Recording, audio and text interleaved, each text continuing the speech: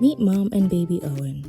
One day, Owen fusses and reaches towards a toy out of his reach. Mom notices and hands it to him.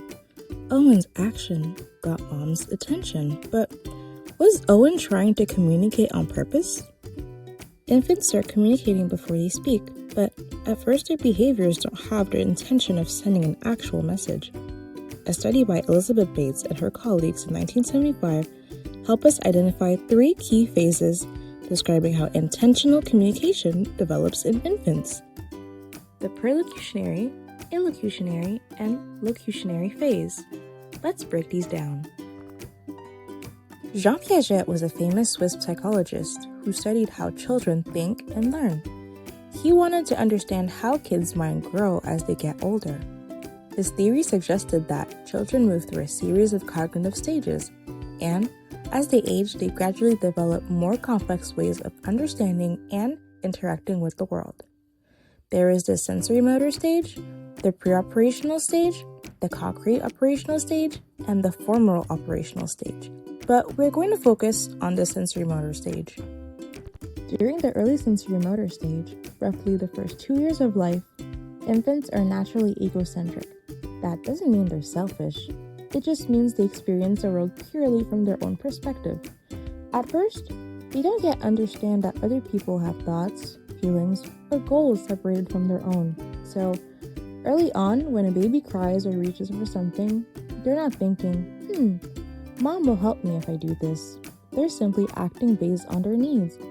Over time, through repeated interactions, baby begins to realize that their behavior can influence others, and that's the foundation of intentional communication. In the prelocutionary phase, usually from birth to around 8 or 9 months, babies' actions affect others, but they're not intended to communicate. For example, Owen might fuss around or reach for a toy, and Mom might infer he wants it and help him. But Owen isn't yet trying to send a message. His behavior just happens to have an effect on Mom. The illocutionary phase begins around 10 months, and babies become aware that their actions can communicate with others. Owen might now not only reach but also point at a toy and look at Mom in order to get help. There are 2 important types of intentional acts that can happen here. Proto-imperatives. These are kind of like requests. When Owen reaches out or gestures to get Mom to give him a toy, it's like saying, "Please help me get that," but without any words. Proto-declaratives. These are gestures used to share interest or direct attention.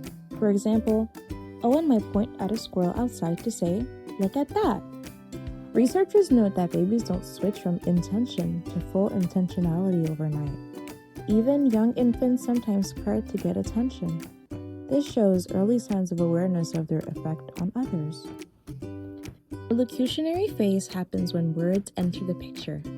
Owen now uses actual words like ball or mama to communicate his desires or interests. His intentional gestures are now paired with language, which is a powerful combination for communication. Around 10 months in the illocutionary phase, babies start using gestures like pointing and reaching on purpose to share a request. For parents and educators, tutors, or caregivers, it's important to notice and respond to these early intentional gestures. Encourage babies by naming objects, following their gaze, and engaging in back-and-forth interactions. Support language growth as words begin to emerge in the locutionary phase.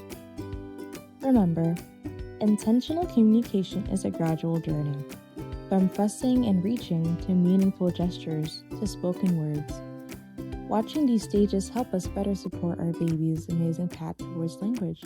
So, next time a baby points, babbles, or giggles to get your attention, remember, you're witnessing the incredible moment when intention meets communication.